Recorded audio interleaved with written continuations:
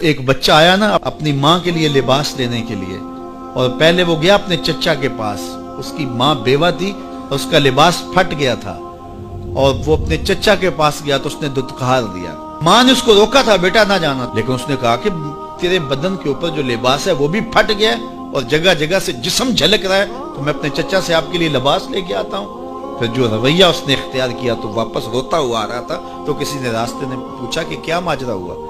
اس نے کہا چچا کے پاس گیا تھا ماں کے لیے لباس لینے، اس نے تو لا کے بھیج دیا۔ اللہ اکبر۔ تو اس نے کہا کہ جا سین حرم میں محمد نام کا ایک شخص بیٹھا ہوا ہے، اگر تو اپنا دکھڑا اس کے سامنے پیش کرے تو وہ امید ہے تمہیں رد نہیں کریں گے، لیکن سن لے ان کا دین کوئی اور ہے۔ اللہ اکبر۔ اپنے ماں کے پاس آیا تو ماں کو کہا کہ چچا نے تو لا کے بھیج دیا، لیکن آپ کی حالت مجھ سے دیکھی نہیں جا رہی۔ بچہ ابھی شعور کی منزلوں میں قدم رکھ رہا تھا، پہلے بہت چھوٹا تھا، اب اس کے اندر ایک جذبات تھے بچے کے اندر۔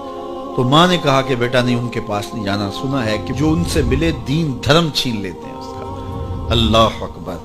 تو حضور علیہ الصلوۃ والسلام کے پاس جانے سے ماں روکنے لگی، لیکن بچے نے کہا کہ امی میں پکا رہوں گا، بتوں کا وفادار رہوں گا، تم اس ٹینشن کو، اس پریشانی کو چھوڑ دو۔ اور حضور کی خدمت میں حاضر ہوا۔ حضور صحن حرم میں چادر اوڑے بیٹھے ہوئے تھے، اور جا کے کہنے لگا میں پہلے بات آپ سے کر لیتا ہوں، آپ کا دین میں نے قبول نہیں کرنا۔ حضور مسکرا کے بولے بیٹا بتاؤ کس لیے آئے ہو؟ کہا میری ماں بے لباس ہے، میں آپ سے لباس لینے آیا ہوں۔ حضور نے چادر رحمت اتار کے اس کے کندھوں پہ ڈالا۔ اللہ اکبر۔ وہ واپس آ گیا اور ماں پر حضور کی چادر اڑائی۔ اللہ اکبر۔ اور ماں نے کہا کہ بیٹے اس نے اپنا دین تو نہیں تجھے دیا؟ کہا نہ، میں نے پہلے کہہ دیا تھا تیرے دین نہیں مانوں گا۔ ماں کہنے لگی پتر اس کا دین ماننا چاہیے، یہ جس نے رحمت کی چادر ہمارے سر پہ ڈال دی۔ اللہ اکبر۔ تیری تک کے ادامہ میں مرید ہو گئے۔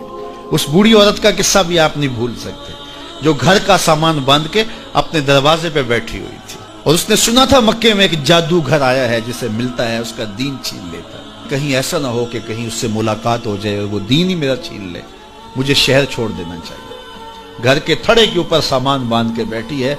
حضور بھی گزرے، اس نے دیکھا تو کہا بھتیجے یہ سامان میرے سر پہ رکھ دے۔ حضور نے سامان اٹھایا، دیکھا تو بوجھل تھا، وزنی تھا، اور بڑھیا کو دیکھا تو کمزور تھی۔ تو کہا کہ بڑھیا اگر چاہو تو جہاں چاہتی ہو، میں خود نہ چھوڑا۔ اس نے کہا اس سے بڑی مہربانی کیا ہوگی؟ حضور نے سامان اٹھایا ہوا ہے اور بڑھیا سے باتیں بھی کرتے جا رہے ہیں۔ تو بڑھیا کو کہا کیوں جا رہی ہے؟ اس نے کہا کہ سنا ہے یہاں ایک جادوگر ہے جو لوگوں کا دھرم لوٹ لیتا ہے، لوگوں کا دین لوٹ لیتا ہے۔ میں نے ساری زندگی بتوں سے وفا کی، میرے آباء و اجداد نے بتوں سے وفا کی ہے، میں چاہتی ہوں دین اجداد ہاتھ سے چھوٹ نہ جائے، آخر اس شہر میں رہتی ہوں کہیں مل نہ جائے۔ خیر حضور نے کچھ نہیں کہا، اس کا سامان نہیں پھینک دیا کہ ٹھیک ہے تم پھر جاؤ۔ سامان اس کا اٹھایا اور جہاں تک اس نے جانا تھا سامان پہنچایا، سامان سپرد کر کے واپس پلٹنے لگے۔ تو اس نے کہا بچے اپنا نام تو بتا دے، لوگ کہیں گے کہ مکہ چھوڑ آئی ہو تو بتاؤں گی ایک جادوگر کے دکھ سے چھوڑ آئی ہوں۔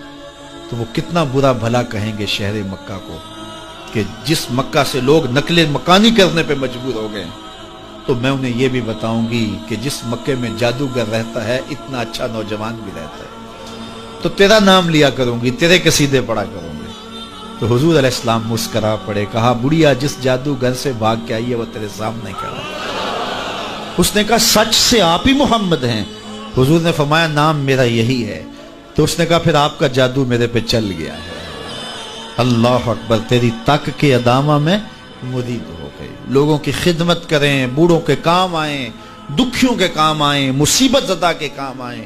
حضور یتیم ہو کے یتیم پرور تھے، لاچاروں کی مدد کرتے، لوگوں کے گھروں میں پانی بھر کے دے دیتے، اور دکھیوں کے کام آ جاتے اور مصیبت زدوں کے کام آ جاتے۔ تو حضور سے پیار کرنے والوں، امت میں آپس میں حسد نہ پھیلاؤ، بغض نہ کرو، نفرتوں کے پہاڑ کھڑے نہ کرو، ایک دوسرے سے پیار کرو، جڑو، امت وحدہ بنے، اور اپنے ماحول کو، اپنی معاشرت کو ایک خوبصورت معاشرت کا رنگ دو، اور اپنی زندگی کو حضور کے نام کر دو۔